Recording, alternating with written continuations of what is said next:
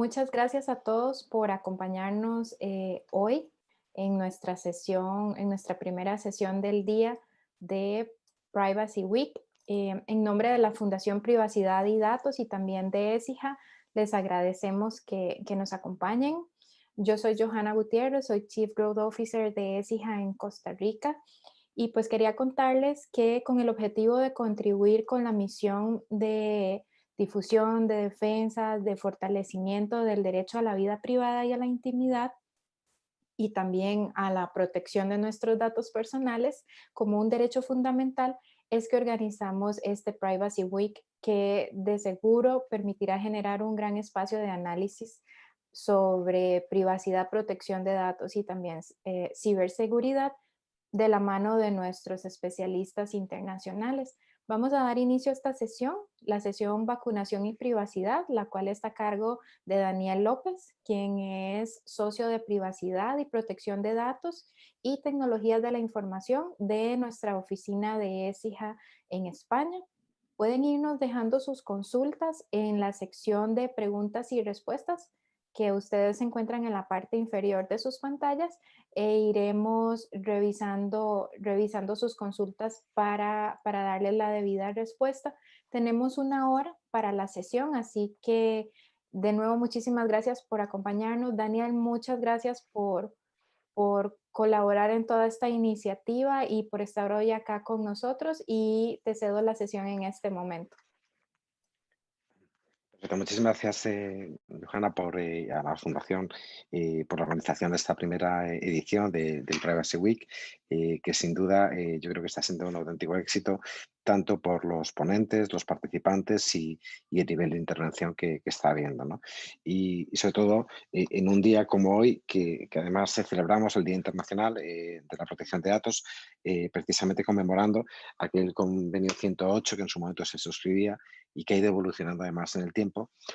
Hoy conocíamos la adhesión al convenio 108 Plus en el caso de España y de otros países que están trabajando en ello, ¿no? El tema de que me toca hablar tiene que ver con la vacunación y el derecho a la privacidad, un derecho que está muy ligado también al derecho a la propia intimidad. Al final, de alguna manera, es una evolución o un complemento de ese derecho a la intimidad que estábamos comentando, ¿no? Y en un momento en el cual es un tema de absolutísima actualidad. Continuamente estamos leyendo en medios de comunicación, estamos viendo noticias sobre los procesos de vacunación que se están llevando a cabo en diferentes países, cómo van llegando las vacunas, cómo se va llevando a cabo ese proceso y salen también de fondo otros asuntos que están muy ligados a esta noticia y tiene que ver también con la adopción de mecanismos como, por ejemplo, el pasaporte sanitario. Hasta qué punto se puede exigir, no se puede exigir, registros de vacunación, si se pueden mantener, no se pueden mantener y este tipo de cuestiones. Animaros, como comentaba Johanna, que mandéis vuestras preguntas. La idea es que al final de esta sesión podamos guardar un tiempo para poder comentar entre todos y de alguna manera también pues, poder plantear esas cuestiones que podáis estimar, ¿no? Cuando hablamos de vacunación, lo primero que tenemos que tener en cuenta es que estamos hablando de una información especialmente protegida. Estamos hablando de datos de salud que no solamente en el Reglamento General de Protección de Datos, sino incluso en la normativa anterior ya tenían esa condición de esa categoría especial o como en España lo conocíamos con la anterior norma, ese nivel alto de seguridad. Y esto es algo que además vemos reflejado en la mayor parte de normativas, no solamente aquí a nivel europeo y a nivel nacional, sino también en Latinoamérica cuando empezamos a ver cómo lo ha plasmado el propio legislador. Partimos de una base de que hay una prohibición expresa de tratar datos especialmente protegidos, salvo que concurra alguna causa que lo pueda legitimar. Si para el Reglamento General de Protección de Datos supuso un cambio dentro de esa mayoría de edad de las empresas, ¿no? De cómo trataban los datos personales, eh, precisamente con el afianzamiento de conceptos como el propio consentimiento, la legitimación de los datos. En el caso de esa información especialmente protegida, tenemos que tener en cuenta que las garantías que tenemos que aportar y el cómo lo podemos acreditar tiene que ser todavía mayor, ¿no? Partimos de una base de esa prohibición de tratamientos de datos especialmente protegidos, esos datos de salud, referentes a ideología, afiliación sindical, datos relacionados con etnia, religión, con cuestiones sexuales, etcétera, donde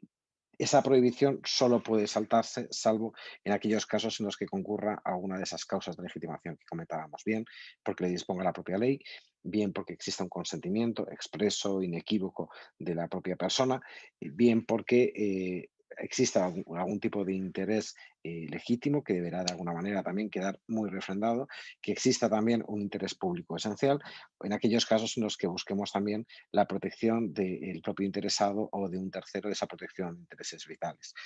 Es cierto que también podemos hablar de determinados mecanismos, como son la cooperación internacional, en los que hay determinados flujos de datos que de alguna manera puedan llevarse. Cuando hablamos de datos de salud, lo primero que tenemos que ver es no solamente la normativa de protección de datos, sino qué es lo que establece la normativa sectorial de cómo se debe tratar la información, teniendo en cuenta que no solamente estamos hablando del dato identificativo de la persona, sino también todo lo que está generando alrededor.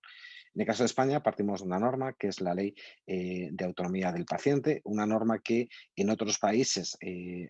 con contenidos más o menos similares podemos encontrar, en el que se regula no solamente el cómo se trata la información, sino quién puede acceder a la información, cómo debe tratarse esa información, durante cuánto tiempo se debe custodiar esta información. Hablamos de un dato de salud y ese dato de salud tiene que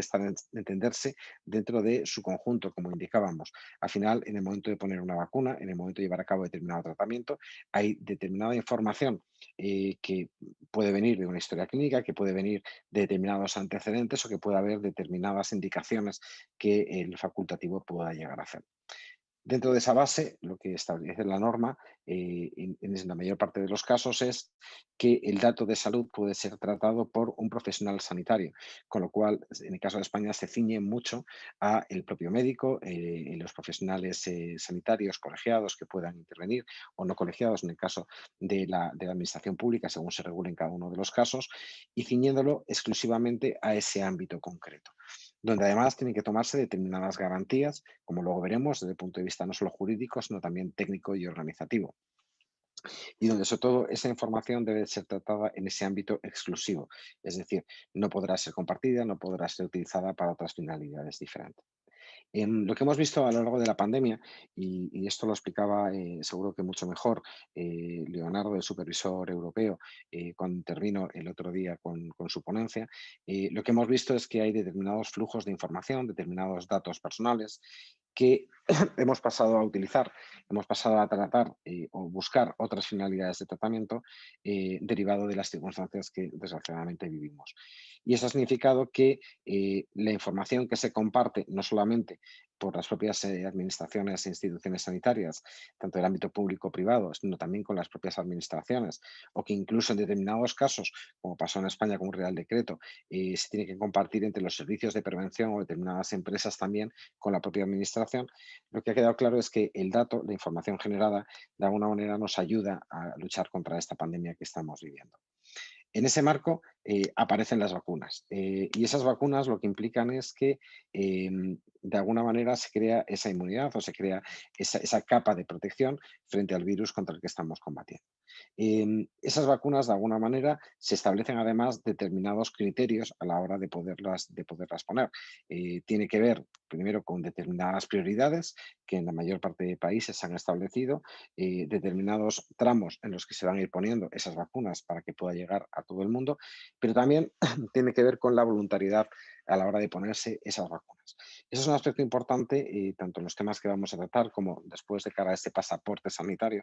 que es importante tener encima de la mesa. Y estamos hablando de que, en el caso nacional, por ejemplo, no se habló, aunque en algún momento se pudo evaluar, de una obligatoriedad de ponerse esa vacuna. Con lo cual, de alguna manera, no solamente estamos hablando de esa información desde el punto de vista sanitario, de esa información especialmente protegida, sino que también podríamos hablar de una información que afecta, lógicamente, a la intimidad de las personas y que puede no ser igual para todos los casos. Bien, porque puedan concurrir determinados aspectos que impidan llevar a cabo esa vacunación. Imaginemos que hubiera determinada sintomatología, que tuviera un cuadro clínico determinado por el cual esa vacuna no se pudiera aplicar, no se pudiera poner, o por otro tipo de circunstancias, como puede ser que una persona en un momento determinado no se la quisiera poner. Este es un tema que ya ha sido tratado en otros momentos con temáticas diferentes, por ejemplo, en el ámbito sanitario relacionado con la objeción de conciencia o determinados registros que incluso los propios colegios profesionales llevaban sobre determinados profesionales que de alguna manera no querían llevar a cabo o no o a nivel de conciencia no podían llevar a cabo determinado tipo de intervenciones. Em, Comentaba que existía ese tipo de registros. No es lógicamente escalable al 100% a la parte de la vacunación, pero de alguna manera lo que podía, y una de las cuestiones que ha estado en el debate público, es hasta qué punto se podían llevar registros de personas que no quisieran vacunarse en un momento determinado, bien por su nivel de exposición al resto de personas, bien por su propio puesto de trabajo, o hasta qué punto eso podría llegar a impactar.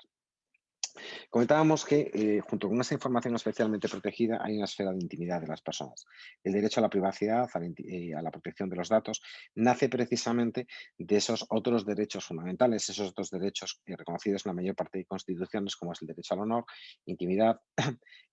personal familiar y el derecho a la propia imagen. Esto implica que, de alguna manera, esa esfera íntima de las personas, lo que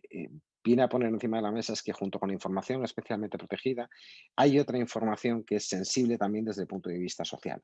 Eso quiere decir que hay determinados momentos en los que puede haber una información que pueda entenderse conforme a la normativa como esa especial protección que tenemos que darle, pero sin embargo hay otras cuestiones que a la propia persona le pueden afectar de una manera mucho más clara o puede entender su nivel de privacidad de una forma diferente.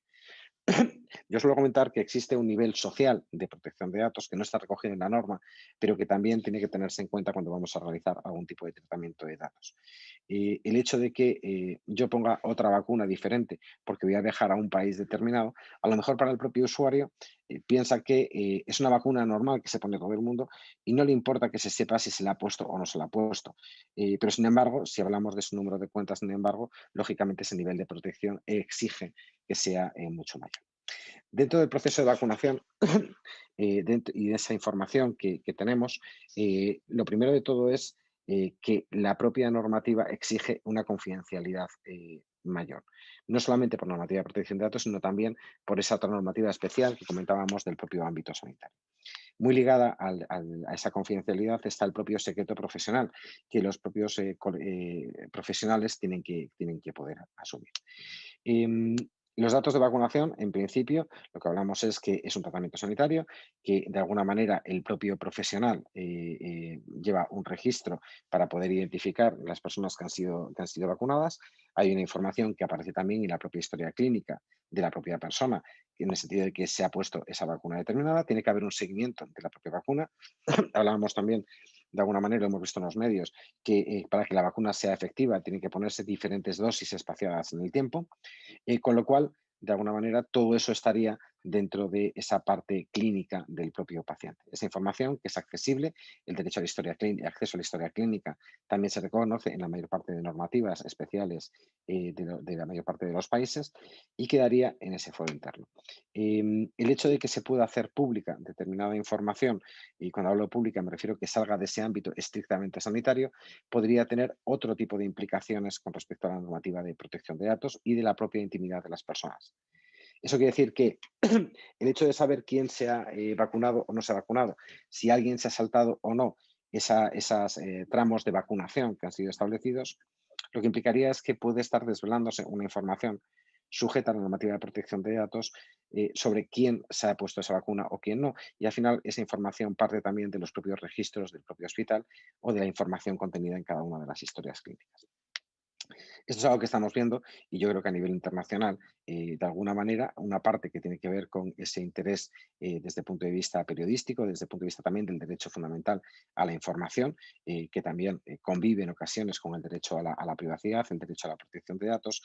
pero que de alguna manera puede implicar una filtración, una comunicación de datos no consentida, puede implicar también una vulneración de las medidas de seguridad que han sido adoptadas en ese centro para que la información no pueda salir del mismo. Incluso podría llegar a quebrantar ese secreto profesional que comentábamos. De alguna manera, la información tiene que quedar dentro del entorno del responsable o del encargado de tratamiento.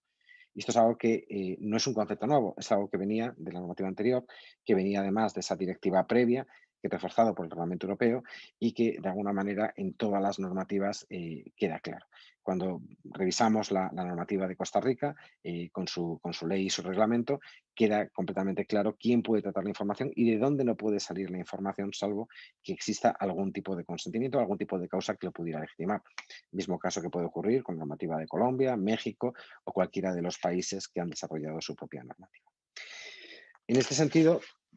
uno de los principales puntos que tenemos que tener en cuenta y por ir desgranando es el cómo informamos al paciente de qué datos van a ser tratados, conforme a ese principio también de minimización de los datos, es decir, que los datos sean adecuados, que los datos no sean excesivos en un momento determinado, que los datos se encuentren actualizados, es decir, el principio anterior de calidad del dato que teníamos. Segundo punto es quién puede acceder a esa información. Y ahí tendremos que llevar ese registro, ese control de quién puede acceder y tener blindado de alguna manera el para qué se puede utilizar la información o que no se puede sacar fuera de ese entorno. Un siguiente punto que tendríamos es las posibles comunicaciones o cesiones de datos que se pudieran llevar a cabo. Es cierto que el concepto de comunicación o cesión de datos no está recogido de forma igual en todas las normativas, pero al final tenemos que entender ese concepto como el que esa información sale de la esfera del responsable de tratamiento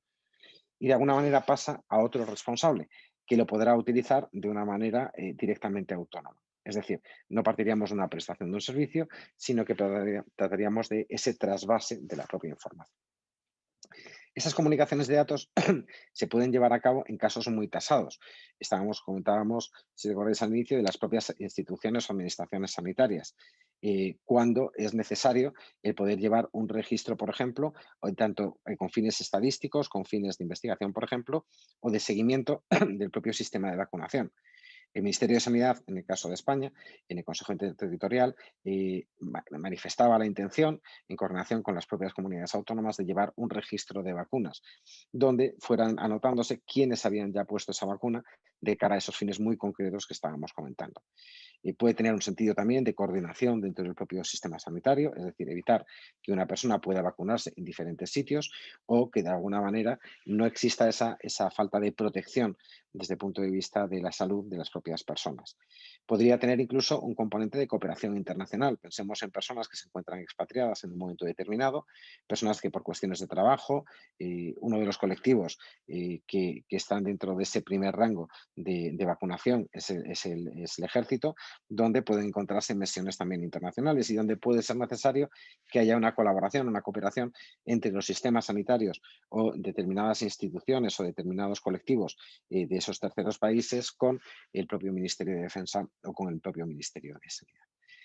Este aspecto lo que de alguna manera busca es que la información siempre sea tratada con la finalidad para la que fue recabada. Es decir, que no sea utilizada para fines completamente diferentes, que no sirva, por ejemplo, para hacer la lista de buenos y malos, de quién se ha vacunado y quién no.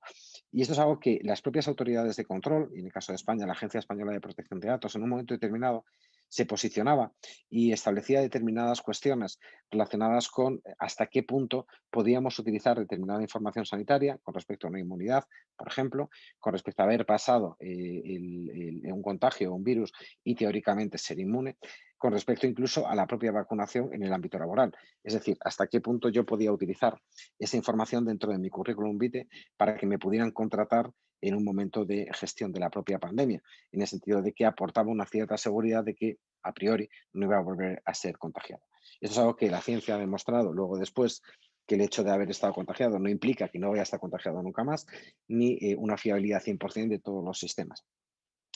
Pero de alguna manera lo que venía a poner la agencia encima de la mesa es que faltaba el principio de proporcionalidad, que de alguna manera lo que faltaba con todo eso es una coherencia, que la información que yo estaba recabando en un momento determinado entre un proceso de selección tenía una finalidad muy concreta, que siempre tenía que ser además consentida por el propio usuario, que la información debía ser luego después completamente destruida, que no podía guardarse para otro tipo de cuestiones. Si bien es cierto que hay normas que pueden amparar determinados tratamientos de datos sanitarios o determinados tratamientos de información y que además han tenido mayor realce en las últimas fechas. Las propias normativas de prevención de riesgos laborales, en tanto en cuanto tiene que haber una coordinación, en tanto en cuanto puede poner en riesgo la salud de otras personas, puede llevar bien a través de las propias mutualidades o bien a través de los propios servicios de prevención, igual que ocurriría con unos reconocimientos médicos al uso, si alguien no lo ha realizado y si es apto o no apto. Esto es algo que también fue muy debatido en su momento con respecto a cómo se realizaban determinadas pruebas y también creo que es escalable a la propia vacunación por parte de empleados, con lo cual, ¿qué riesgo podía haber o no haber? Y en todo caso, las recomendaciones de las autoridades de control fueron que, en la medida de lo posible, la información tenía que ser confidencial, que se podían facilitar determinados datos más desde el punto de vista numérico o más desde un punto de vista estadístico, o que en el caso de tener que informar a los propios empleados sobre una circunstancia determinada, debería de garantizarse siempre el derecho a la intimidad de las propias personas. Otra cuestión es que existe una obligación de comunicar, comentábamos, determinada información dentro de las propias, incluso las propias mutualidades o las propias empresas hacia las propias instituciones, administraciones, o que pueda haber determinados flujos de información dentro de las actividades de coordinación en el caso de empresas diferentes, dependiendo de los propios servicios que estos prestarán. Eh, con lo cual, podríamos encontrarnos con una legitimación concreta en un momento puntual. Y siempre teniendo en cuenta que la información sanitaria no puede tratarse en negativo. Es decir, el hecho de que alguien se haya vacunado o no se haya vacunado a priori no puede ser, la consecuencia de ese tratamiento no puede implicar una causa negativa para las propias personas o una conclusión desde el punto de vista también automatizado según los sistemas que podamos llegar a tener en un momento determinado. Esa información sobre la propia vacunación, cuestión diferente es que el propio interesado pueda hacerla pública. Al final yo soy, entre comillas, el dueño de mi propia información y yo, mediante el propio consentimiento, puedo divulgar o puedo autorizar que terceros puedan llegar a tratar esos datos personales. Hay una cuestión muy relevante y es que junto con estas garantías desde un punto de vista jurídico, tienen que convivir otras garantías desde un punto de vista de la propia infraestructura, tienen que tener esas garantías desde el punto de vista organizativo. Difícilmente podemos cumplir con la normativa que estamos comentando si desde el punto de vista organizacional de las propias entidades no partimos de esa estructuración que comentábamos sobre quién puede acceder a la información, quién puede tratar, para qué puede tratar y si también medidas concretas para que esto sea así. Los propios sistemas utilizados por los hospitales, en principio, yo no puedo acceder a una información si no estoy tratando a un paciente determinado o si no se me ha autorizado determinados accesos o incluso en especialidades determinadas, como podría ser el caso, por ejemplo, de psiquiatría o determinadas otro tipo de patologías. eh, ese acceso todavía está mucho más restringido con respecto no solamente a los propios profesionales, sino también de alguna manera a cualquiera que pueda tener directo o indirectamente acceso a la información o una curiosidad, para evitar además una curiosidad determinada, es decir, que alguien pueda intentar buscar en el propio sistema si alguien se ha vacunado o no se ha vacunado. Comentábamos ese concepto de intimidad que tanto los sistemas de tratamientos como el sistema de la propia vacunación, como los tratamientos posteriores o previos que se puedan realizar, tienen que respetar no solamente el derecho a la intimidad personal, sino también a la propia intimidad familiar. Tenemos una norma, en el caso de España, que es la Ley Orgánica 1/82, que habla precisamente de esa otra protección, de la protección civil a esos otros derechos fundamentales que estamos comentando. Y donde en determinados casos el hecho de que yo pueda hacer público que alguien se ha vacunado o no se ha vacunado, le afecta no solamente a esa persona en concreto, sino también a su esfera familiar o a su círculo más íntimo. Esto está ocurriendo a fecha de hoy con la información sobre contagios que se pueden llevar a cabo. Y no solamente en el ámbito laboral, que ya hemos hecho una mención previa, sino también en otros ámbitos como el educativo, donde en la medida de lo posible hay que preservar la intimidad de las propias personas sobre quién ha sido positivo o no ha sido positivo o quién de alguna manera puede estar en cuarentena en un momento determinado. Digo en las medidas de las posibilidades porque puede haber un caso en el que sea imposible que eso se pueda llevar a cabo. Si yo hablo de que un departamento concreto se ha vacunado o que en un departamento concreto de alguna manera ha sido contagiado y solamente hay una persona, difícilmente puedo hacer una disociación de la propia información o una anonimización del dato. Dos conceptos que también de alguna manera son fundamentales dentro de los procesos de vacunación. Una cuestión es el proceso que hemos comentado dentro de el cómo se vacunan las personas, quién se vacuna, los anticuerpos que puede generar en un momento determinado, su propia historia clínica, el cómo reacciona o el seguimiento posterior que se puede llevar a realizar. Y otra cuestión completamente diferente es el análisis estadístico que se puede llevar a cabo o otro tipo de información que bien por una cuestión de interés público o bien de cara a la propia organización o de esa cooperación internacional puede llevarse a cabo. Yo no necesitaré a lo mejor decir que Daniel López se ha vacunado vacunado o que Dani López tiene una patología determinada. A lo mejor lo que necesito simplemente son unos datos meramente estadísticos de que el 50% del personal sanitario se ha puesto una vacuna o que determinadas zonas ha llegado a unas tasas determinadas o un número concreto de personas que hayan estado. Esto lo vemos también con los propios contagios, donde en los medios de comunicación y con la información que facilitan las propias administraciones, lo que tenemos son unos porcentajes determinados o unos números determinados y además asociados no a una población concreta, sino a un número de población que en un momento determinado fuera acordado para que en todos los casos pueda valorarse cuál es la incidencia del virus. Pues exactamente lo mismo nos encontraríamos con la parte de las propias vacunas.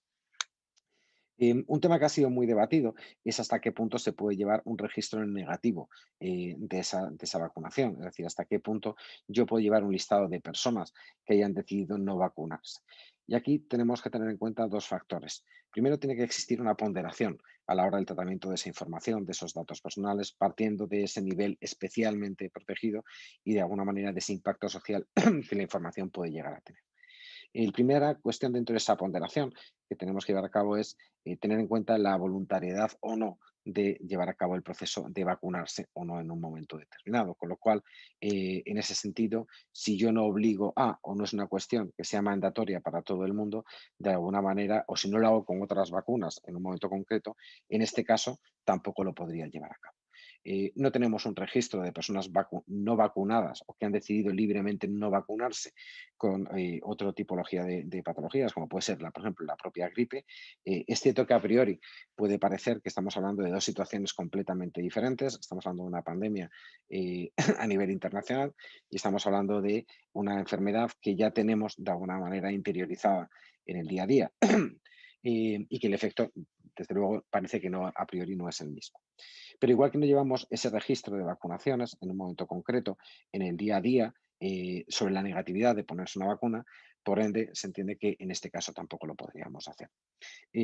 ¿Podemos llevar un registro sobre quién se ha vacunado en positivo? Bueno, pues dentro de esos fines para los que establece el propio Ministerio de Sanidad que se pueden llevar a cabo esos registros para esas finalidades concretas, podrán llevarse siempre y cuando se preserve el derecho a la privacidad de las propias personas, es decir, que ese listado de alguna manera no se haga público. Y para eso ya anticipábamos que hay que tomar determinadas medidas desde el punto de vista de seguridad. Estamos en un momento de la pandemia que también ha puesto de manifiesto que los ataques informáticos, y ayer tuvisteis una ponencia relacionada con ciberseguridad, se han multiplicado. Cada vez vemos más incidentes de ciberseguridad, vemos más ataques informáticos, vemos más extorsiones, con lo cual eso lo que ha implicado es que las propias empresas, las propias instituciones, la propia administración sanitaria, de alguna manera tenga que mejorar sus sistemas, afinar sus sistemas,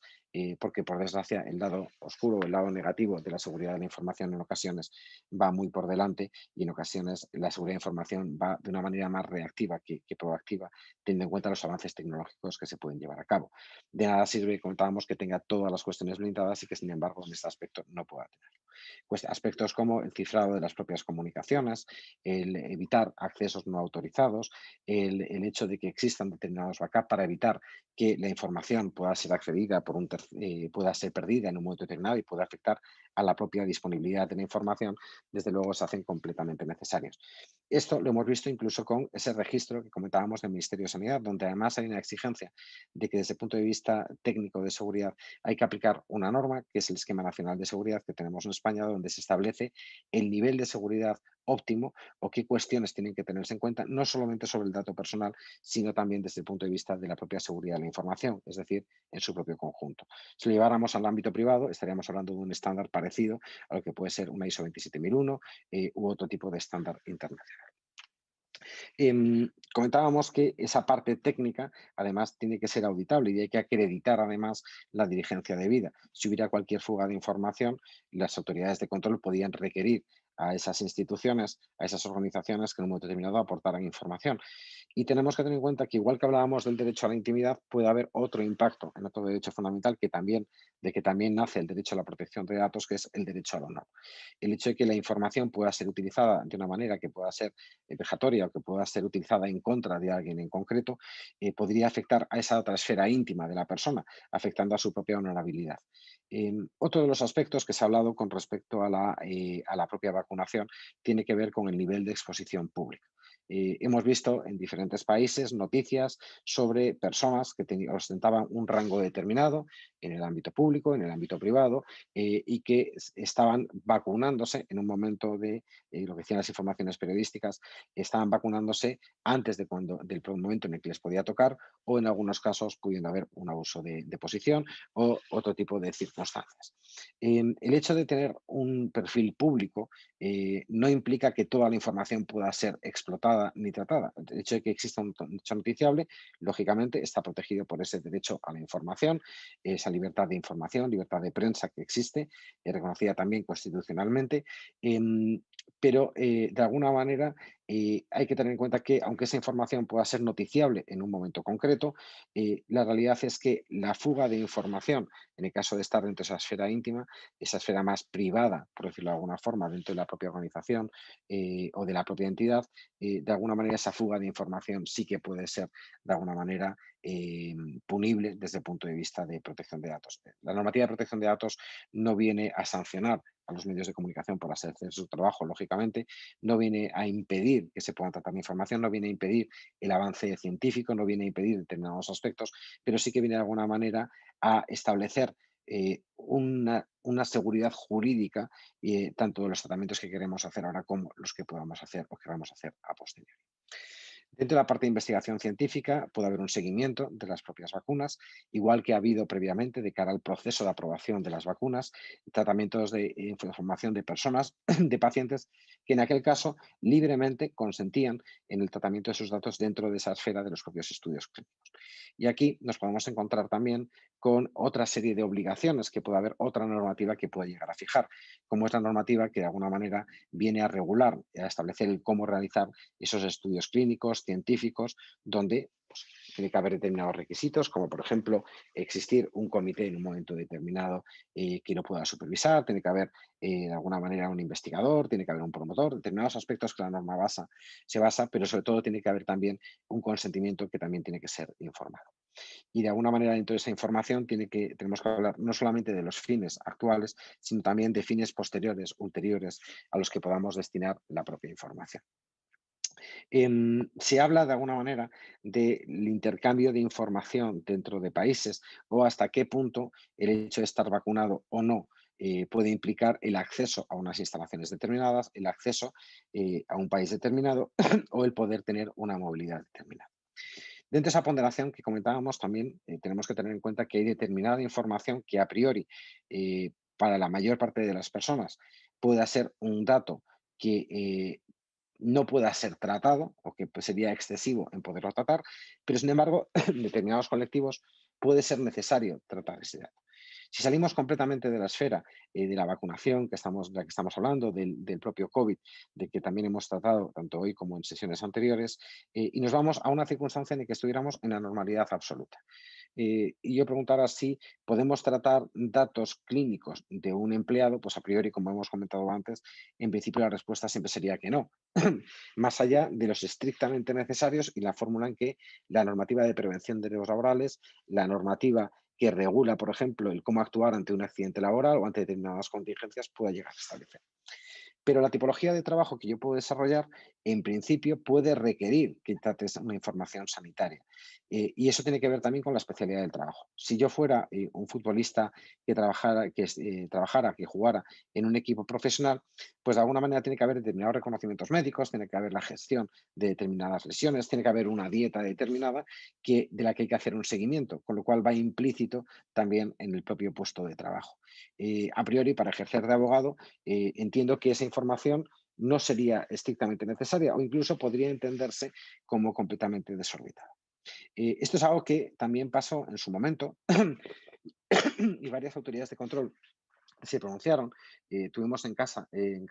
España, un caso muy concreto, que fue un chaval que en un momento determinado se presenta en el colegio con una ballesta y empieza a matar a sus compañeros. Bueno, este caso completamente drástico, de alguna manera lo que puso encima de la mesa es el debate de hasta qué punto se podían hacer determinadas pruebas psicotécnicas o análisis o tratamiento de información psiquiátrica en los centros educativos de los menores o del entorno del propio menor. Y lo que las autoridades entendieron en ese ese momento es que eso iba en contra de la propia intimidad de las personas, que además partíamos de una presunción de que una persona que pasara una patología determinada era negativa o podía ser peligrosa para la propia sociedad, con lo cual incluso iba en contra de los propios derechos de las personas.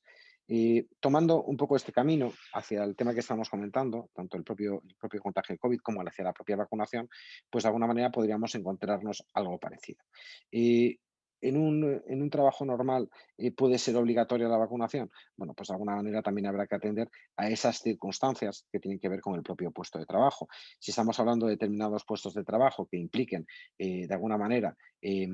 una exposición directa, estamos hablando, por ejemplo, de profesionales sanitarios en un momento determinado, donde pueda haber determinados contagios, lo que habrá es que atenderse hacia la propia normativa laboral para ver hasta qué punto podríamos llegar o no a exigir esa vacunación, hasta qué punto o no, en un momento determinado, alguien podría ser retirado, partiendo de la base de que estamos presuponiendo que alguien puede estar contagiado o que potencialmente puede estar contagiado. Con lo cual, tenemos también ese otro registro del que comentábamos o esa obligatoriedad o no. Por no extenderme tampoco mucho más y sobre todo, de alguna manera, dar pie a las preguntas, que creo que es la parte más interesante de debate que podemos llegar a generar, muy ligado a la vacunación, y ocurría también antes, se hablaba de un concepto como era el pasaporte sanitario. Ese pasaporte que de alguna forma, en su momento se hablaba a través de pruebas PCRs en origen, o se hablaba de determinadas inmunidades que tú pudieras llegar a tener, hasta qué punto podía ser exigible tanto por determinados establecimientos como para poder viajar. Y aquí, una de las cuestiones que se puso de manifiesto con ese pasaporte, que todavía hoy se sigue debatiendo, en determinados casos se sigue valorando como una opción, es precisamente el hasta qué punto era efectivo o no. Es decir, el hecho de haberme hecho una PCR en un momento determinado, el hecho de haberme hecho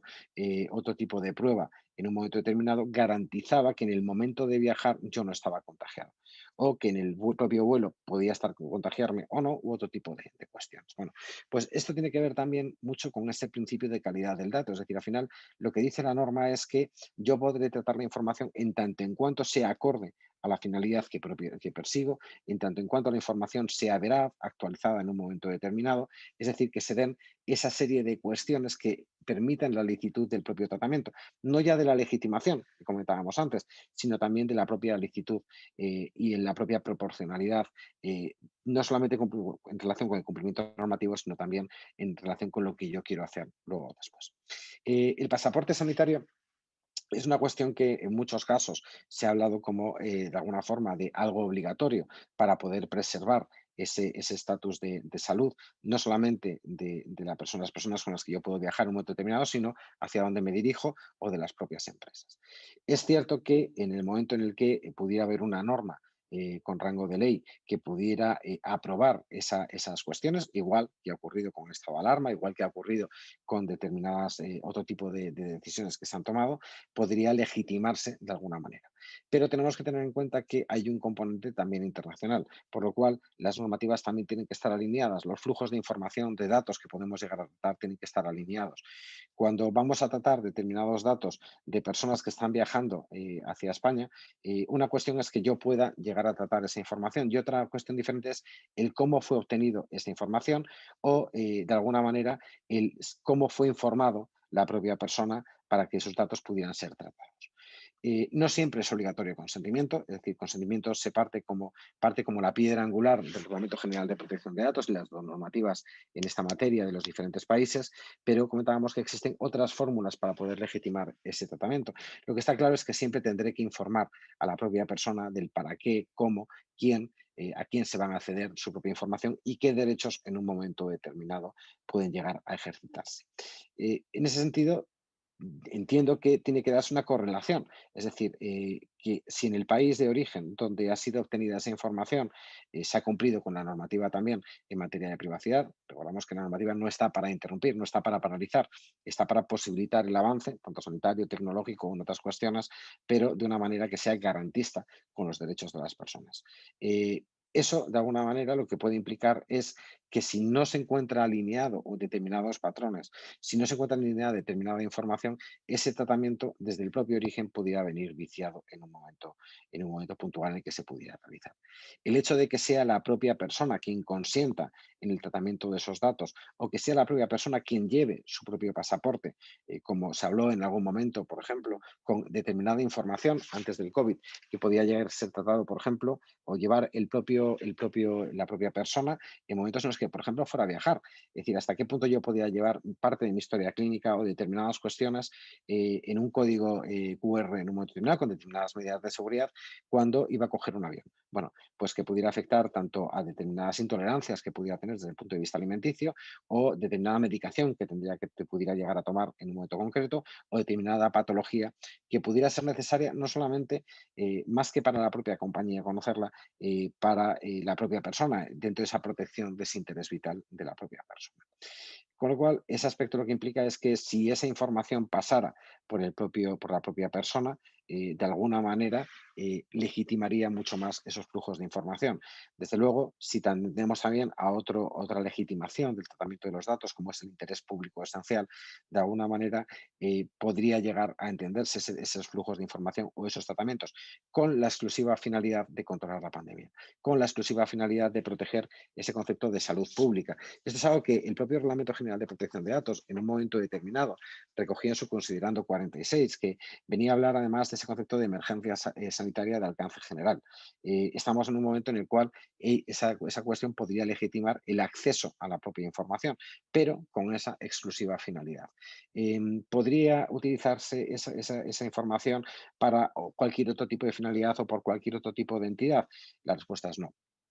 Y la respuesta es no, porque partimos de la base de que tiene que ser un tratamiento que encuentre su fundamento en la finalidad para la que yo voy a tratar la información. El hecho de que yo sea cualquier tipo de organización, cualquier tipo de entidad y quiera saber muchas más cosas de las personas no implica que tenga el derecho a poder acceder a esa información. Partimos además de la base de que el tratar determinada información según cómo se pueda llegar a tratar puede crear una discriminación hacia otro tipo de personas. Esto lo hemos visto en otro tipo de tratamientos de datos, no necesariamente relacionados con la vacunación, como puede ser incluso la propia información crediticia, el hacer listas de buenos y de malos. Desde luego la lista de malos en principio no puedo tenerla y no puedo explotarla desde un punto de vista comercial. Entonces, el siguiente planteamiento es, bueno, pues si no tengo una lista de malos, puedo tener una lista de buenos pagadores y a partir de ahí ofrecerles servicios. Ya, pero el hecho de saber quién es buen pagador también lo que implica es saber quién no es buen pagador. Con lo cual, de alguna manera, el hecho de saber quién está vacunado puede implicar también conocer quién no está vacunado. Una cuestión es el mantener esas garantías desde el punto de vista sanitario, una cuestión es el poder aportar esa seguridad desde el punto de vista de salud, de poder controlar esta pandemia, de poder, de alguna manera, el aportar las garantías necesarias para toda la población y otra cuestión diferente es el poder primar o no ante determinadas cuestiones. Con esto, de alguna manera, lo que queda claro es que antes de realizar cualquier tratamiento, y también aquí la propia normativa nos da una solución, hay conceptos como la privacidad desde el diseño, que lo que buscan es que la protección de la información, la protección de los datos personales, de la intimidad, del honor de las personas, de alguna manera sean tenidas en cuenta desde la propia concepción. Esto es algo que en ocasiones ha sido reprochado en medios de comunicación o en redes sociales o por personas a la hora de implementar determinadas soluciones para controlar la pandemia. Y básicamente lo que se ponía encima de la mesa es una herramienta puede ser muy buena técnicamente, una herramienta puede solucionar muchos problemas, pero esa herramienta tiene que ser también garantista con la protección de la información. No basta que me digan que no se van a tratar datos personales, no basta que me digan que van a aportar determinadas garantías o que esas garantías aparezcan en un clausulado prácticamente infinito que me encuentre en un desarrollo y que ese clausulado además no lo entienda. No basta con que sea una mera exclusión de responsabilidades, sino que esa información tiene que ser clara y hay que analizar además desde el principio el qué información queremos obtener, el para qué la queremos utilizar, el qué queremos hacer también en el futuro con esa información. Y en este sentido tenemos que tener en cuenta que no solamente esa información es tratada para el momento actual en el que nos encontramos. Por desgracia, lo que vamos leyendo en los medios de comunicación, lo que dicen los expertos es que el COVID no ha venido de manera puntual, que se prevé que pueda de alguna forma ser como esa gripe de la que hablábamos antes, que pueda ser estacional en un momento determinado, que pueda de alguna manera evolucionar o que haya llegado, por desgracia, para quedarse. Con lo cual, esa información también nos puede servir para cuestiones futuras, para llevar a cabo estudios futuros, para poder ver la evolución, el poder tomar medidas para que no vuelva a pasar con el alcance que ha tenido a fecha de hoy. Pero eso es una cuestión que tengo que prever. Es cierto que en derecho en ocasiones es complicado y es complicado saber todo lo que queremos hacer con esos datos personales o con esa información. Si nos paramos a mirar hace un año, antes de que la pandemia estuviera generalizada y antes de conocer el alcance real del virus que tenemos entre nosotros, por desgracia, lógicamente la información que teníamos no iba a ser utilizada para estas finalidades. La realidad es que cada vez vemos más mutaciones, vemos más cuestiones que pueden implicar el tratamiento de la información a futuro para determinados aspectos. Si bien no sabemos el qué queremos hacer, sí que al menos podemos intentar diseñar el qué a futuro podemos llegar a hacer. Hablamos muchísimo de innovación tecnológica y ahí yo soy un creyente de que junto con la innovación tecnológica tiene que haber una innovación jurídica. Tenemos la suerte de que tenemos una normativa de protección de datos que no nos tiene completamente atados, que no nos tiene completamente encasillados, que nos permite innovar, que nos permite hacer cosas y que precisamente además dentro de ese principio de responsabilidad que establece ese concepto de la accountability, lo que nos dice la norma es hay cosas que no puedes hacer, pero hay otras que tú tienes que valorar también el nivel de riesgo y tienes que tomar medidas para poderlo mitigar. De alguna manera, lo que nos dice la norma nos posibilita hacer esas cuestiones. No estamos completamente encasillados. Lo que sí tenemos que hacer es, desde el inicio, ver ese tipo de aspectos que podemos llegar a tener en cuenta. Fundamentalmente, para no tener que modificar, no tener que paralizar el avance de la investigación, no tener que modificar continuamente esa información que le facilitamos a las personas y no tener que estar constantemente cambiando el derecho a información, no tener que estar cambiando continuamente, obteniendo nuevos consentimientos, etcétera, sino para que el sistema sea completamente transparente. La transparencia es algo que cada vez es un concepto que ya existía en materia de protección de datos, pero que cada vez está más afianzado. La norma no te dice que el usuario no pueda dar su información. El usuario a veces no tiene problemas en que se trate su información, pero lo que la norma exige es que seamos transparentes desde el propio inicio. Que el usuario tenga capacidad real de decidir sobre los determinados tratamientos de datos, o al menos conozca el para qué y el cómo se van a tratar. Esto ha ocurrido también con la propia evolución. Lo hemos visto con las propias esas aplicaciones que comentábamos, con flujos de información que eran intercambiados, incluso a través de las empresas con respecto a los propios dispositivos. Y como en ocasiones una de las principales problemáticas que nos encontrábamos es que los datos no hablaban el mismo idioma. Uno de los problemas que nos encontrábamos es que la forma en la que se estructuraba esa información, cómo se había obtenido esa información, no era semejante incluso en países de la Unión Europea o en países de la propia región en Latinoamérica. Con lo cual era muy difícil el poder avanzar en un estudio determinado o era muy difícil el poder tener ese concepto de, oiga, ¿está usted en una zona segura o no está usted en una zona segura? Ese tipo de aspectos, igual que las cesiones posteriores, el quién puede acceder a los datos, el si van a existir o no transferencias internacionales de datos. Un concepto que hemos tratado con otros ponentes durante esta edición del Privacy Week y que ha tenido un impacto, desde luego, muy grande, no solamente por esa sentencia del caso de Schrems II, no solamente por el Brexit, sino porque es una realidad. El hecho de que los datos sean tratados de una forma absolutamente localizada en un sitio determinado, a fecha de hoy, cuando hablamos de una sociedad globalizada, cuando hablamos de la utilización de nuevas tecnologías, cuando hablamos de la expansión de los modelos de negocio y de la propia movilidad de las personas, la realidad es que es muy raro el caso en el que no se produzcan esos flujos internacionales de datos. Las propias autoridades de control, cuando se anuló el Privacy Shield, ponían encima de la mesa, el propio tribunal ponía encima de la mesa una necesaria ponderación, un necesario análisis de a dónde van a ser enviadas esa información y definir también esos terceros que puedan acceder a la información o que puedan explotar a posteriori los datos, el para qué lo pueden explotar.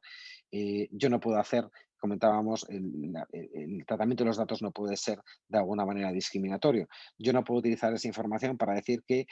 los españoles no se vacunan, los franceses sí, o que los portugueses son más efectivos o no son más efectivos, porque no puedo avanzar en esa discriminación, esa estigmatización de las propias personas. Una cuestión que las propias autoridades de control han puesto encima de la mesa, más referente al ámbito de las nuevas tecnologías y varias, de alguna manera, iniciativas que se están viendo a nivel europeo, de que los propios algoritmos no pueden llevar a cabo esa discriminación de las personas. Em, Dentro de todo ese tipo de aspectos, teniendo en cuenta que hay cuestiones que a lo mejor no conocemos a fecha de hoy, sí que es muy importante que se pueda pintar ese mapa. Y ese mapa, de alguna manera, que el propio usuario lo pueda conocer, que pueda conocer los riesgos que pueden existir, que esos riesgos además tienen que ser, de alguna manera, también puestos encima de la mesa con otras organizaciones, otras entidades que puedan llegar a acceder a esa información.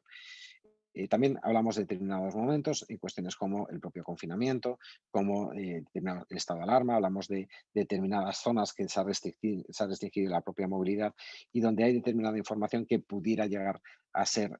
facilitada o pudiera llegar a ser pedida, pero siempre con esas exclusivas finalidades. No puede haber otras finalidades diferentes, salvo que estén dentro de esos conceptos que comentábamos al inicio, dentro de ese interés público esencial, dentro de esa, de alguna manera, protección del interés vital del propio interesado o de terceros,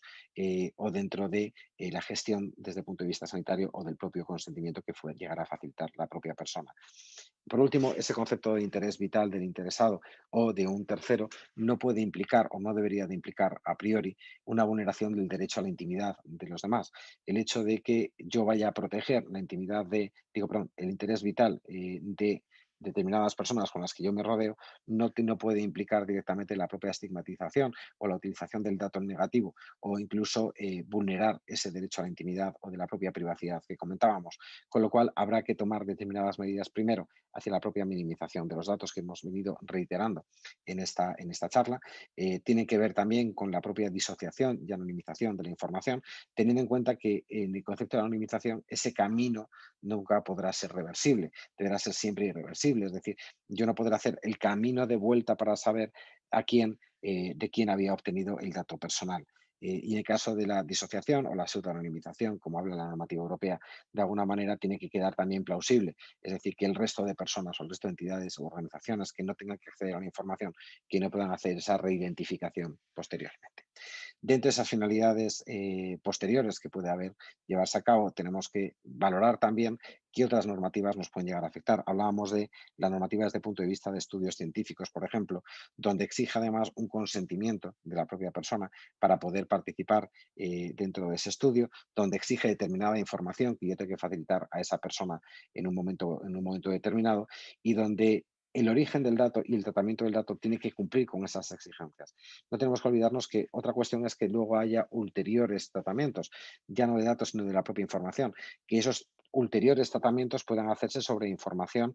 completamente anonimizada, información estadística que no permite la reidentificación. Pero hay un momento determinado en que el dato partió de la identificación de una persona, con lo cual ese tipo de aspectos también tienen que ser complementados. Y aquí no tenemos que tener en cuenta solamente el consentimiento de las personas desde el punto de vista de protección de datos, sino también que hay otros conceptos de consentimiento desde el punto de vista de la propia normativa sectorial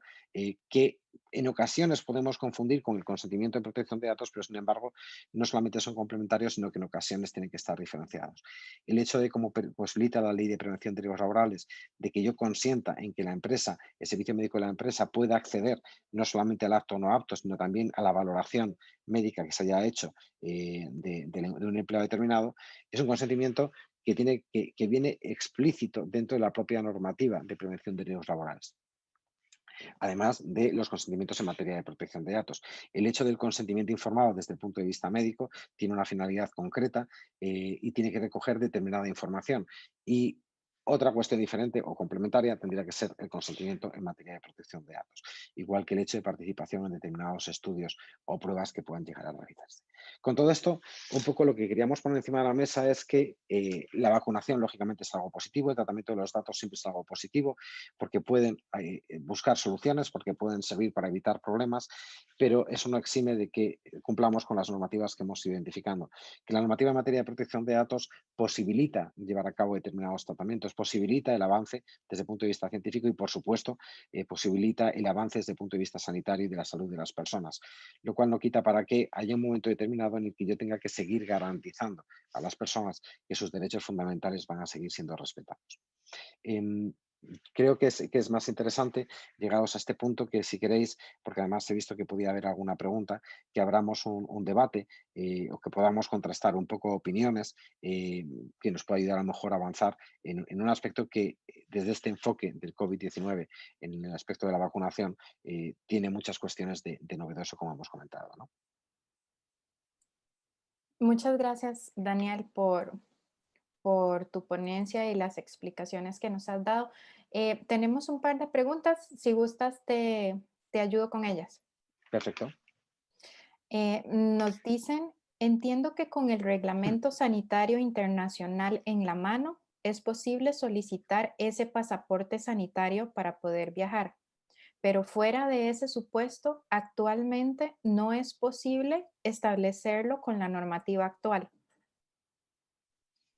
Vamos a ver, el problema fundamental que tenemos aquí es el cómo se articula la cooperación internacional. Es decir, existen determinados tratados, es cierto que hay determinados protección, determinados derechos que van más allá incluso de las propias legislaciones nacionales. Y lo que sí que tiene que tener claro es que tiene que haber una homogeneidad y de alguna manera una reciprocidad con respecto a la propia información. Es lo que comentábamos, es decir, yo puedo restringir el acceso a un sitio determinado a personas que hayan sido contagiadas o facilitar el acceso a una persona que haya sido vacunada. Bueno, pues yo entiendo que de alguna manera puede haber un exceso, de alguna forma, con el tratamiento de información que queremos hacer. Una cuestión es el derecho de acceso desde el punto de vista de alguna manera, la posibilidad que yo tengo de restringir el acceso, no desde el punto de vista de datos personales, bajo determinadas cuestiones, y otro aspecto es que pueda haber esa vulneración de los derechos de las personas. Más allá de eso, si nos ponemos en otro tipo de patologías, en otro tipo de enfermedades, actualmente, más allá del propio COVID, existe una obligación de vacunarse contra el dengue cuando yo viajo a determinados países. Bueno, pues la recomendación de la Organización del Mundial de la Salud es que sí. Eh, Ahora, ¿es una vacuna obligatoria que yo tenga que tener? Es decir, ¿me pueden restringir el acceso porque directamente yo no lleve mi cartilla de vacunación? Bueno, pues yo creo que ese es el punto que de alguna manera está en el propio debate, ¿no? Y que de alguna forma lo que se está buscando es el poder conciliar esos dos derechos que podemos llegar a tener. En ocasiones, ¿qué es lo que se habla, por ejemplo, con las aerolíneas? Bueno, pues lo que se habla con las aerolíneas es que haya una prueba que en un momento determinado identifique si lo has tenido o si lo tienes. Y hay determinados controles que además son correctos desde el punto de vista también de tratamiento de la información y desde el punto de vista de protección de datos, como puede ser la toma de temperatura. Esto es algo que no es una cosa nueva, es decir, desde el inicio de la pandemia hemos hablado de la posibilidad de tomar la temperatura, por ejemplo, a las personas cuando van a acceder a una zona determinada o de los propios empleados que podíamos llegar a tomarla, porque había determinados indicadores o determinada sintomatología que en un momento determinado no me decía si alguien tenía COVID o no, pero que podía ser compatible con. Por ejemplo, se establecía que a la hora de tomar la temperatura, que todo aquello que pasara de 37 grados y medio grados Celsius, lo ideal es que esa persona pudiera irse a trabajar a su casa. O la recomendación era que pudiera irse a su centro de salud. El hecho de tener otra serie de síntomas, como han dicho las organizaciones sanitarias y las administraciones sanitarias, de alguna manera posibilitaba eso. Con lo cual, en este punto, lo que se estaba pidiendo actualmente, cuando hablamos de pasaporte sanitario, porque yo creo además que muy relacionado con la vacunación, también es un concepto bastante novedoso. Hasta ahora, el pasaporte sanitario lo asociábamos a tener unas PCR, tener un test de antígenos realizado, el no tener fiebre, el haber estado de alguna manera en un contacto directo con alguien que hubiera pasado la enfermedad o que de alguna manera en ocasiones incluso eran unas meras afirmaciones, como pasaba en determinados países. Hay determinados países que lo que han hecho en un momento determinado es que de esos viajes lo que significaba era estar en una cuarentena determinada. Bueno, pues de alguna manera estamos hablando de un concepto de pasaporte sanitario. El concepto de pasaporte sanitario del que estamos hablando actualmente con respecto a la propia vacunación, quizás los países asiáticos en ese sentido lo han implementado porque en ocasiones ya lo tenían anteriormente ese concepto de pasaporte sanitario no no relacionado al COVID, pero sí a otro tipo de patologías, pero sin duda creo que es algo que tiene que estar, ponerse de acuerdo también dentro de los propios organismos internacionales. No porque sea negativo, no porque yo no pueda llevar mi información y facilitar en un momento determinado, o no porque no pueda ser necesario, sabiendo que es una enfermedad contagiosa, y que se tomen determinadas medidas. Hay otro aspecto que tenemos que tener en cuenta y tenemos un precedente, y esto ocurrió en su momento con el tratamiento de información de datos sanitarios, por ejemplo, con contagios derivados del VIH. Si algo dejaron claro tanto los propios juzgados tribunales como las autoridades de control, es que yo no podía tratar información sobre contagios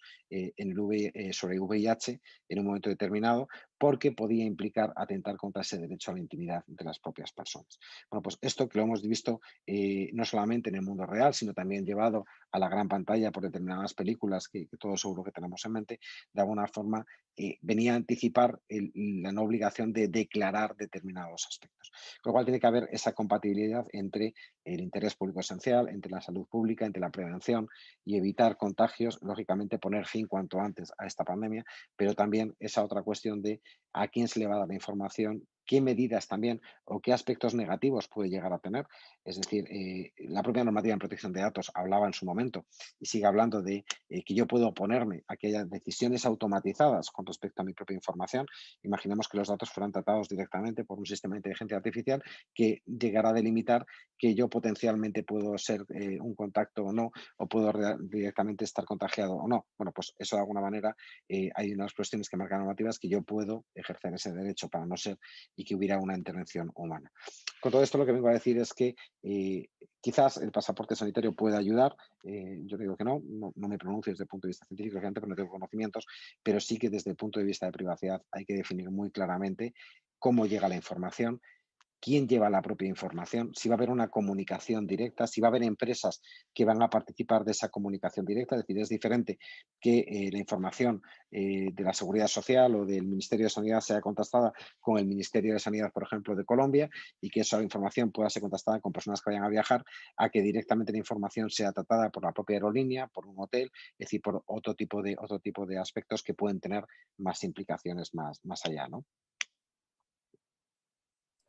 Excelente, muchas gracias, Daniel. Bueno, a los participantes les recordamos que pueden dejarnos sus preguntas acá en la sección de preguntas y respuestas para aprovechar a Daniel López que nos acompaña hoy. Daniel, la segunda pregunta que tenemos dice, ¿vulnera el derecho a la privacidad el hecho de que en las elecciones catalanas se reserve una franja horaria para los enfermos de COVID? Este tema ha sido muy debatido en España, tanto desde el punto de vista de privacidad como desde el punto de vista sanitario. Y ha sido debatido tanto por las propias administraciones como por la propia ciudadanía, ¿no? Y tenía implicaciones de todo tipo, es decir, pues aquel que le tocaba estar en una mesa electoral, lo que venía a decir es, oiga, si de alguna manera yo potencialmente me puedo contagiar, si usted me dice que personas que están contagiadas por COVID van a venir a votar, ¿hasta qué punto afecta a mi salud? Pero más allá de esas consideraciones desde el punto de vista científico, desde el punto de vista de salud o de otro tipo de aspectos, hay una cuestión que está clara. Es decir, el hecho de que se reserve una franja horaria para que una persona estamos hablando desde el punto de vista estrictamente de privacidad y de protección de datos. ¿Implica que hay una discriminación hacia esas personas o que de alguna manera puede atentar contra su derecho a la privacidad o la protección de datos? Bueno, pues yo creo que no. Y creo que no por lo siguiente. Eh, hay muchas cuestiones en las cuales yo estoy revelando determinada información. Si tengo, por ejemplo, pongamos algún tipo de discapacidad o estoy ingresado en el hospital o estoy en una zona en el propio hospital reservada exclusivamente para pacientes COVID, nos haríamos a lo de COVID, como puedo hablar de otro tipo de patologías. Estaríamos implicando que eso es un atentado contra la privacidad de las personas, porque yo estoy en una planta de oncología o porque estoy en una planta de obstetricia, por ejemplo. Bueno, pues yo entiendo que dentro del propio centro sanitario no hay una discriminación. Con lo cual, lo que sí que tendré que tomar es las medidas necesarias, tanto técnicas, jurídicas, organizativas, como hemos recalcado en varios momentos, para que esa información no sea utilizada para otras finalidades. Es decir, de alguna manera es fundamental que exista una confidencialidad que las personas que van a estar en esa mesa electoral tengan que garantizar. Es decir, que el hecho de votar, por ejemplo, no puede implicar que yo, según salga del colegio electoral, le cuente a todos mis vecinos que un vecino 2 calles más arriba estaba contagiado por COVID porque fue de 7 a 8 de la tarde a votar. Esa es la parte importante, que se proteja esa información. Esa es la parte importante que realmente garantiza el derecho a la privacidad. Que todo el mecanismo, de alguna manera, cumpla con la normativa y que todo el mecanismo, de alguna forma, garantice que todas las personas que van a participar del proceso de tratamiento de datos puedan cumplir con la norma. Es cierto que es un tema absolutamente controvertido por todas las cuestiones que hemos comentado y otras más que están en el propio debate público, pero entiendo que el hecho de poner determinadas medidas, y aquí salgo completamente del hecho del COVID, pero tomar determinadas medidas de accesibilidad implica que hay una discriminación. No, lo que implica es que de alguna forma lo que estamos es facilitando a las personas que puedan ejercer su derecho al voto, que es un derecho también que tienen reconocido un derecho fundamental. Con lo cual, y entiendo que por una cuestión de salud pública, lo que se entendería es que es más sencillo, de alguna manera, evitar la propagación del virus si se toman ese tipo de medidas. Pero volvemos a lo de antes, depende de cómo se plasme realmente, depende de cómo se haga efectivo realmente, de que la información no salga de esa esfera y que se garantice de verdad el cumplimiento normativo. Gracias, Daniel. Acá tenemos un tipo de repregunta y dice, en relación con la pregunta de las elecciones catalanas, la cuestión es que en cierto modo se estigmatiza a aquellos que tienen la enfermedad. Además, ¿hasta qué punto es democrático que yo no pueda ir a votar a la hora que quiera? Yo diría que ese es otro debate completamente diferente. Es decir, aquí tenemos dos cuestiones. Una cosa es hasta qué punto, desde el punto de vista más electoral, con la ley orgánica de régimen electoral general, yo puedo tomar determinadas medidas o no, o hasta qué punto eso puede dificultar que haya otras personas que puedan ejercer su derecho al voto. Eso es otra cuestión que entiendo que sale del ámbito de la propia privacidad que estamos tratando. Es decir, puede haber alguien que diga: "Oiga, es que yo solamente puedo votar de 7 a 8 porque por mi trabajo o por lo que razón que fuera, no puedo ir a votar antes". Bueno, pues, eso es una cuestión más organizativa desde ese punto de vista que la propia Junta Electoral tendrá que tomar las decisiones respecto a ese horario. La otra cuestión que estamos comentando es si realmente implica una discriminación o no. La realidad es que yo lo que no puedo establecer es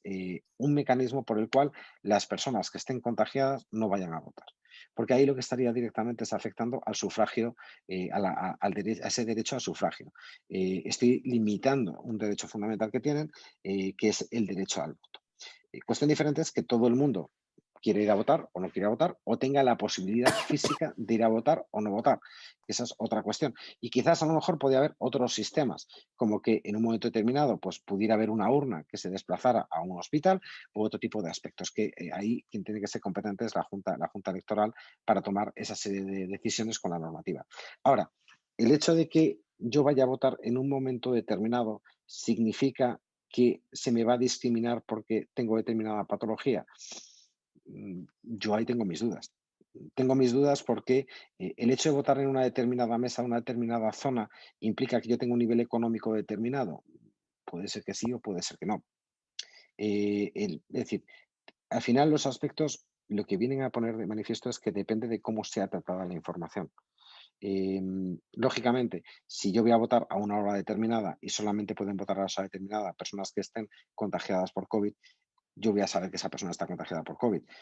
O las medidas en un momento determinado, con se pienso con lo que fuera, como se establezca, y de alguna manera pueden incrementarse. Ahora,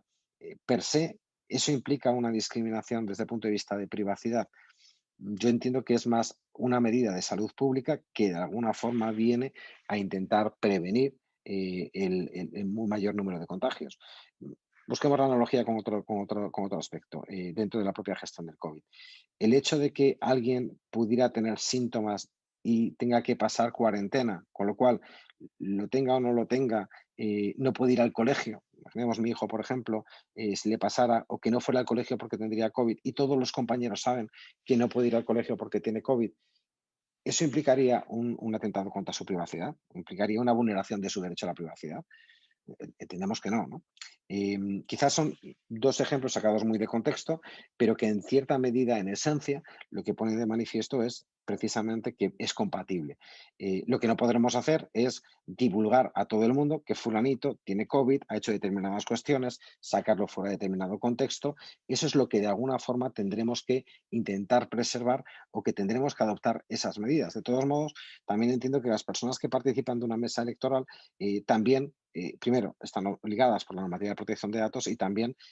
tienen que asumir determinadas cuestiones con respecto a la propia confidencialidad. Yo cuando me ha tocado estar en una mesa electoral no podía llegar y comentar si quién ha votado o no ha votado, si le he visto con la papeleta, no he visto con la papeleta, quién ha hablado o no ha hablado. Es decir, eso está también sujeto a esa confidencialidad, ¿no? Es cierto que, por supuesto, todo es cuestionable, es decir, y no hay una solución única en derecho para este problema,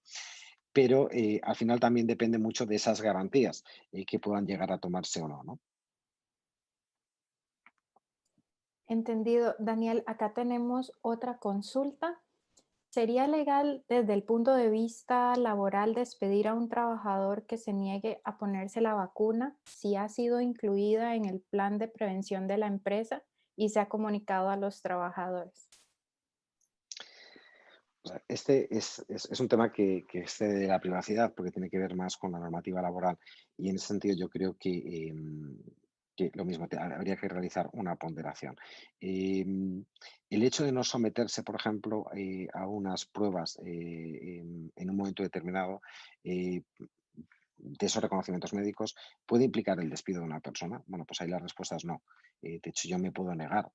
a hacerme esos reconocimientos médicos, ¿no? Con lo cual, de alguna forma, también lo que sí que habrá que tener en cuenta es que a lo mejor hay determinadas funciones que podrá realizar o no realizar. Tengamos en cuenta también que hay una cuestión fundamental y es que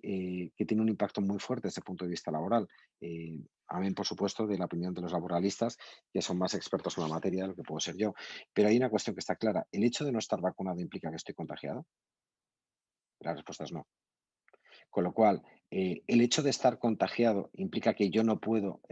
acudir a mi puesto de trabajo, pues lo que implica lógicamente es que durante el periodo de tiempo que yo esté en cuarentena, durante el periodo de tiempo que yo esté pasando la enfermedad, lógicamente no podré exponer al resto de mis compañeros. ¿Eso significa que me pueden despedir? No, significa que estaré de baja. ¿Vale? En el caso de un hospital, pues hombre, si hay un médico, hay un enfermero que está contagiado, lógicamente no puede ir a su puesto de trabajo, pero para eso hay un sistema de bajas. Ahora, ¿yo puedo llegar a despedir por una cuestión de este tipo? Bueno, pues yo ahí tengo mis dudas, partiendo de la base de que siempre es un tema cuestionable y que habría que analizar, lógicamente, en profundidad, ¿no? Pero sobre todo porque no hay una derivada de que el hecho de no estar vacunado implique directamente el estar contagiado. Comentaba el símil antes de con respecto al VIH que lógicamente que los tribunales lo que vinieron a establecer, las autoridades de control también, es que nadie podía obligarse a facilitar esa información. Bueno, igual que yo no podría despedir a alguien porque tuviera el VIH. ¿No? Lógicamente, porque sería algo absolutamente discriminatorio. Son enfermedades diferentes, son patologías diferentes, pero yo entiendo que ya tenemos una analogía previa con otro tipo de enfermedades, otro tipo de vacunas que ha habido. ¿No? Sobre todo porque al final también sentamos un precedente que yo creo que es muy complicado. Es decir, ahora mismo, lógicamente, el COVID es lo que nos tiene a todos preocupados, como es normal, y es una de las causas de mortalidad más altas que tenemos, al margen de que haya otras que a veces obviamos, pero siguen estando ahí. Pero lo que está claro es que también a veces tenemos que buscar analogías con otro tipo de vacunas que en un momento determinado también fueron pandemias, también fueron enfermedades generalizadas y que en ese momento habría que tomar alguna decisión al respecto. Es decir, la gripe ahora mismo, pues todos asumimos en cierta medida que pues a lo largo del año puedo coger la gripe. A lo largo del año puedo constiparme, a lo largo del año pueden pasarme determinadas cuestiones. Eh,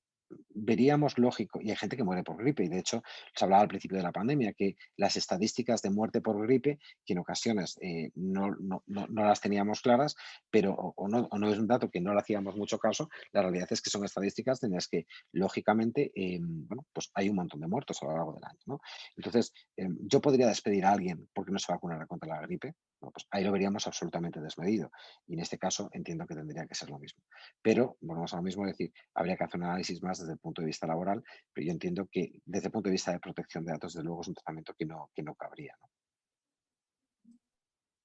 Gracias, Daniel. Pues creo que hemos llegado al término de nuestra sesión. Ya no tenemos tampoco consultas de nuestros participantes.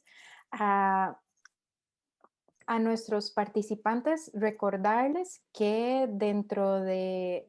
unos minutos, en la hora en punto, iniciaremos con nuestra segunda sesión del día de hoy, que es implicaciones en materia de protección de datos de la Central de Información de Riesgos, para quienes gusten acompañarnos, y que mañana cerramos nuestra Privacy Week con dos sesiones también muy interesantes para que puedan revisar en sus correos la agenda completa y los links a cada una de las sesiones de parte de Pridad y también desde acá, desde ESIJA. Daniel, muchísimas gracias por